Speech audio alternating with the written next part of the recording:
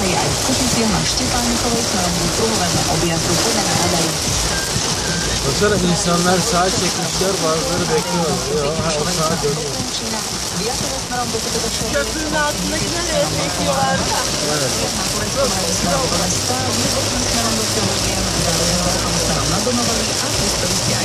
Evet, çılgın şoför Canan, yağmur, çamur, sel demeden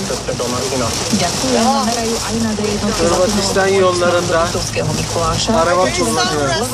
V Košiciach na južnej triede smerom do centra, na viazde do Prešova z Kapušian, v Smielni smerom do Bardejova a v Trhovišti smerom do Michaloviec a radary aj v Oporíne smerom do Veľkých Kapušian merajú. Mobilný radar 60 meria rýchlosť na D2 medzi Malackami a Kútmi. Pozor naň.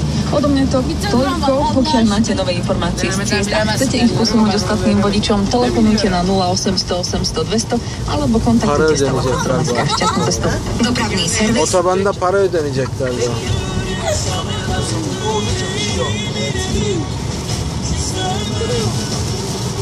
Parayı ödüyoruz. Ödüyoruz dışarıdan. Neden? Birazdan kişiler diyor ki anne aslan. Belgrad'da da şey ödedik. Kişiler ve bu yüzden hala daha gitmeye devam ediyor.